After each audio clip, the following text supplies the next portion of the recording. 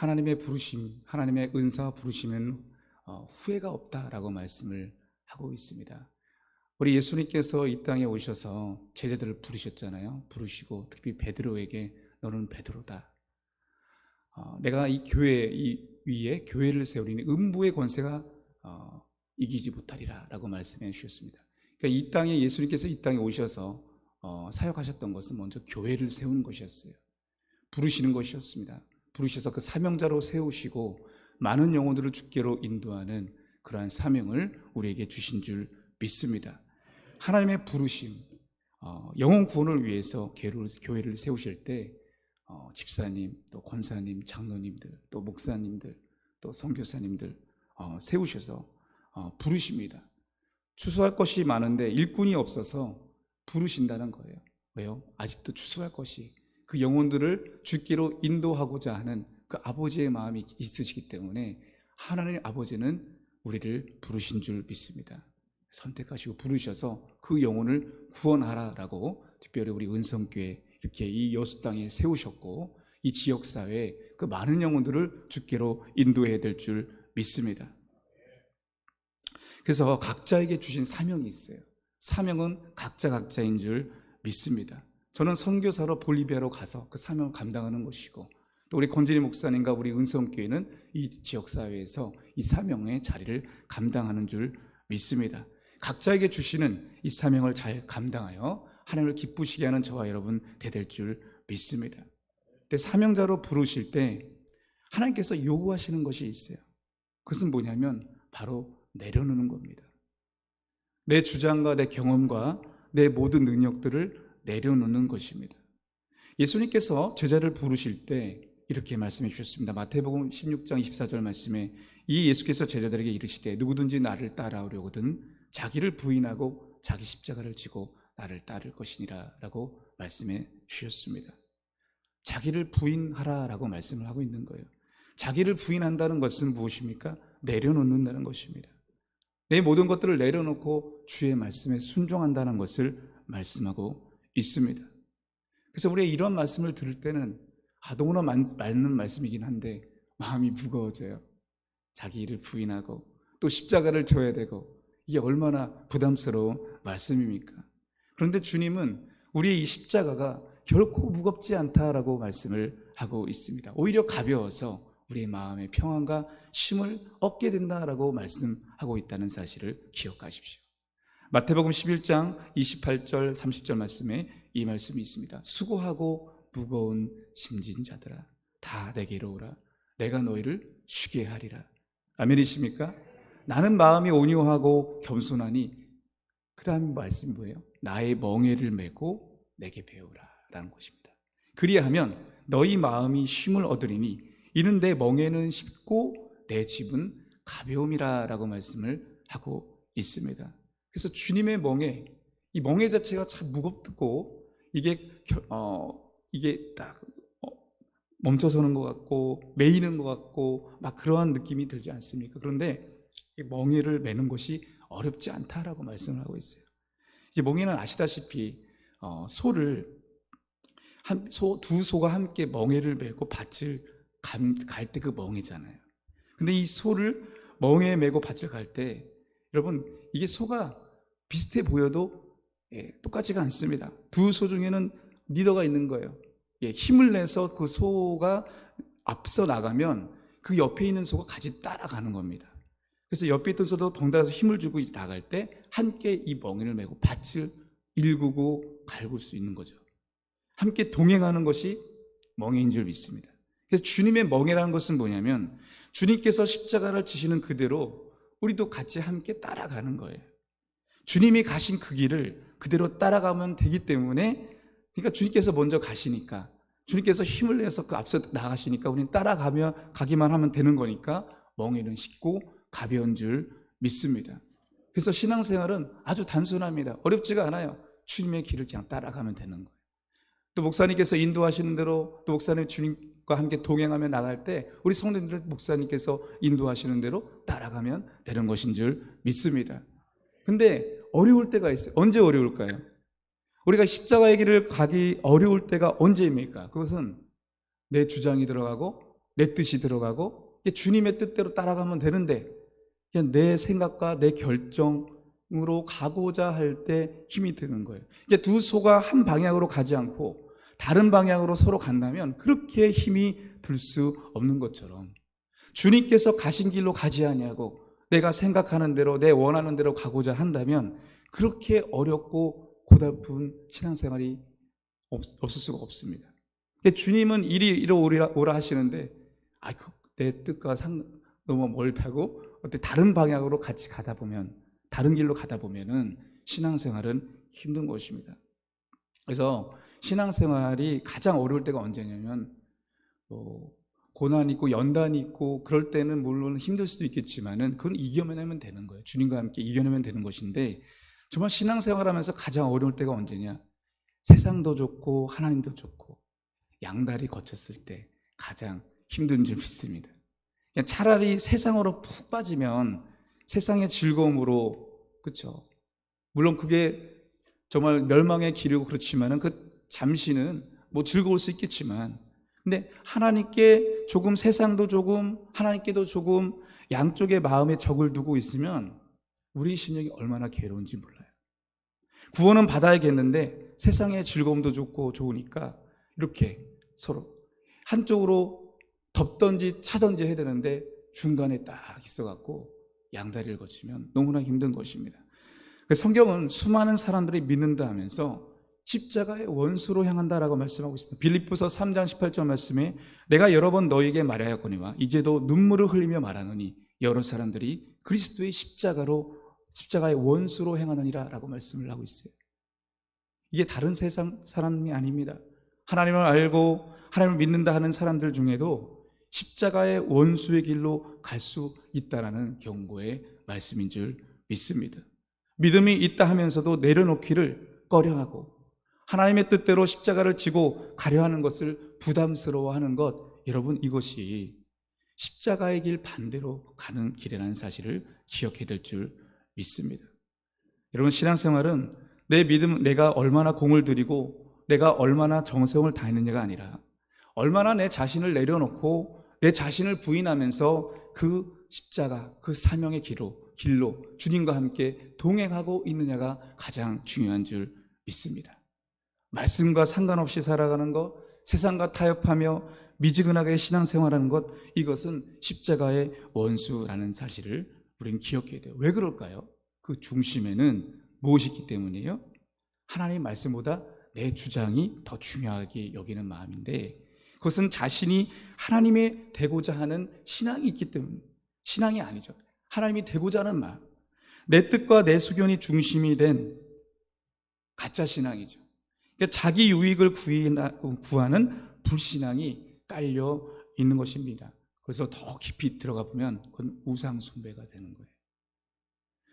출애굽기 32장을 보게 되면은 모세가 40주 40야를 시내산에 올라가 있었을 때 그 모세를 통해서 구원받은 이스라엘 백성들이 얼마나 좋습니까? 근데 모세가 내려오지는 않는 거예요. 내려오지 않아서 기다리고 있는데 그 모세가 오지 않는다는 이유로 하나님을 보여달라고 요구를 합니다. 그때 아론 그리고 이스라엘 백성들이 뭘 만들어내요? 금송아지를 만들어내죠. 금송아지를 만들어서 이 금송아지가 하나님이다라고 얘기를 합니다. 그리고 금송아지 앞에 절을 합니다. 여러분, 내 뜻과 내 소견이 중심된 신앙은 겉으로는 하나님을 믿는 척 할 수 있겠지만 결정적인 순간에 하나님을 버리고 금송아지를 따른다는 사실을 기억해야 될 줄 믿습니다. 그래서 하나님이 모세를 부르시고 그 사명자로 부르시고 제일 먼저 하신 말씀이 무엇입니까? 오늘 본문의 5절의 말씀처럼 신을 벗으라라는 것입니다. 여러분, 신을 벗는다는 것은 모든 것을 다시 내려놓는다는 의미가 있어요. 내려놓는 일이 너무나 필요합니다. 여러분, 하나님 앞에서 내려놓아야 할 금송아지 신앙이 너무나 많은데 저도 그렇고 여러분도 그렇고 이 내려놓지 못하는 이 욕심 때문에 여러분, 하나님은 우리에게 이 신을 벗어나는 말씀 너무 필요한 줄 믿습니다. 근데 모세에게 이 말씀이 적용되는 말씀인가요? 한번 살펴보시길 바랍니다. 모세도 우리처럼 내려놓는 삶을 살지 않았습니까? 여러분, 내려놓아야 될 부분이 너무나 많을까요? 그럼 아닙니다. 근데 이 모세를 살펴보게 되면 아시다시피 모세는 이미 많은 것을 신앙을 위해서 포기했던 사람이에요. 바로의 공주의 아들이라 칭함받기를 거절했고요. 그 궁전을 선택하지 않고 광야를 선택했던 사람입니다. 죄악의 낙을 누리는 것보다 하나님의 백성으로 고난을 감수하는 것이 낫겠다고 생각했던 모세였어요. 그래서 그는 미디안 광야에서 40년 동안 양을 치면서 그런 삶을 살았습니다. 충분히 바로의 공주의 아들로서 세상 부귀영화를 누릴 수 있었음에도 불구하고 그는 그 모든 것을 포기하고 광야로 갔어요. 뭐 때문에요? 신앙 때문에. 신앙을 위해서 고난을 선택한 것입니다. 부귀영화를 누릴 수 있었지만 잠시 잠깐의 지약을 누리는 것보다 고난을 받는 것이 차라리 낫다. 이게 얼마나 내려놨어요. 신앙을 위해서, 하나님을 위해서 다 포기하지 않았습니까?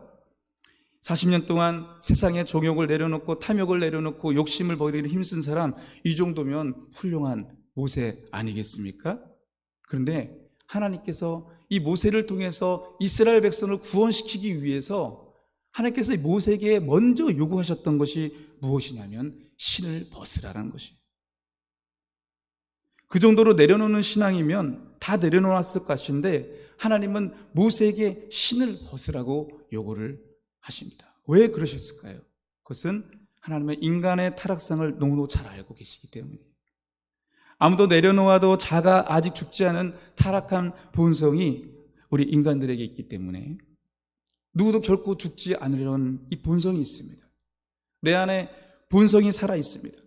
내 안에 내가 너무도 살아나서 혈기를 내고 고집을 피우고 자존심을 세우고 세상에 있는 모든 것으로 자랑하고 싶어하는 내 자아가 있는 거예요.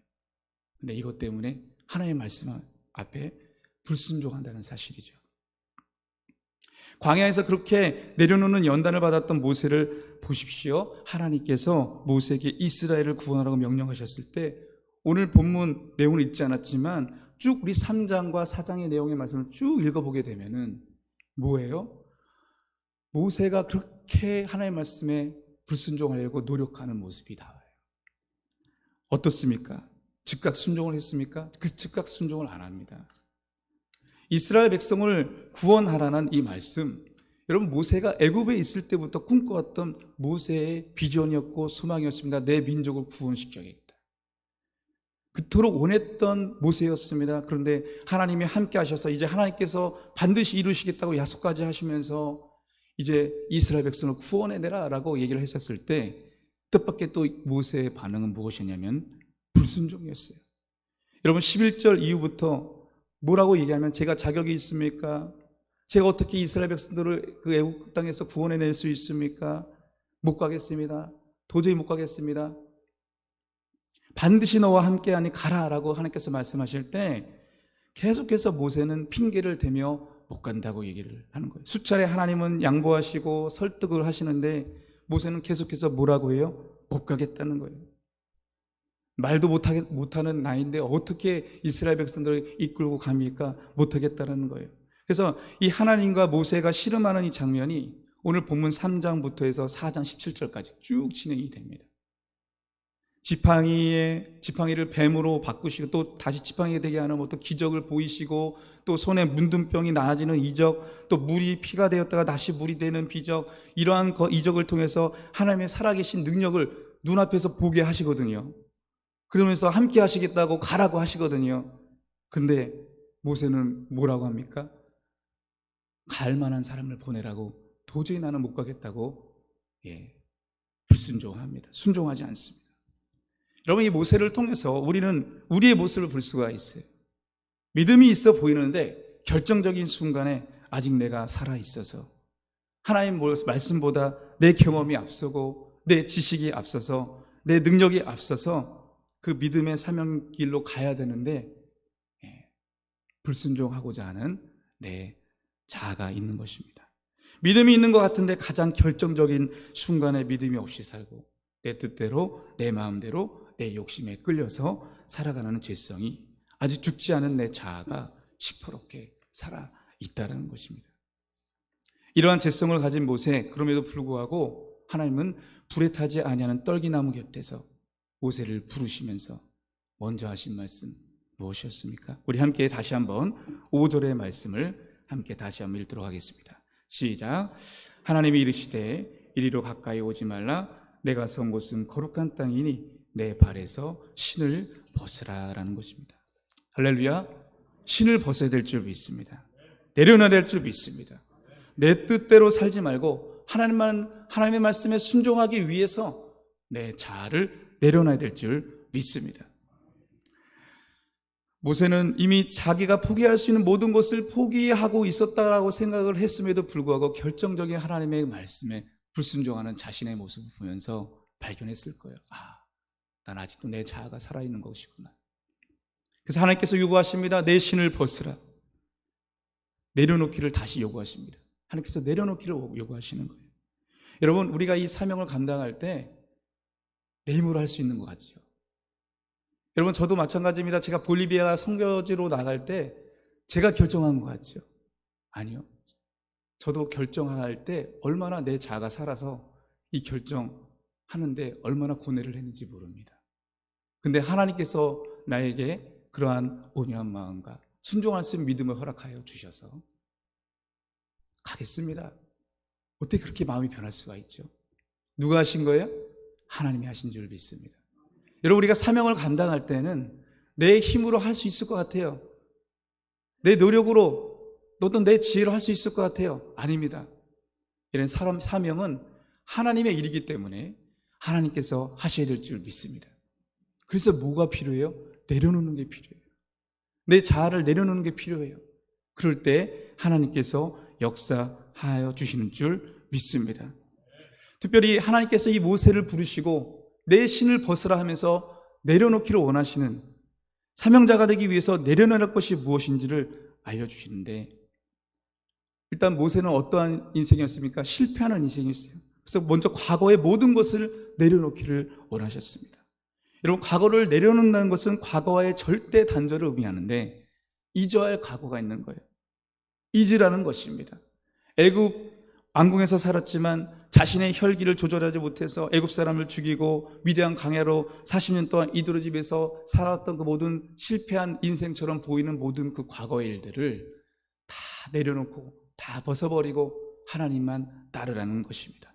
그래서 그 과거를 내려놓게 하시고 오직 하나님만 바라보게 하심으로써 하나님은 이 모세를 사명자로 세우시고 그래서 그 이스라엘 백성을 구원해내는 놀라운 영광 안에 거하게 하여 주신 줄 믿습니다. 그래서 우리 과거를 내려놔야 돼요. 하나님, 저는 못해요.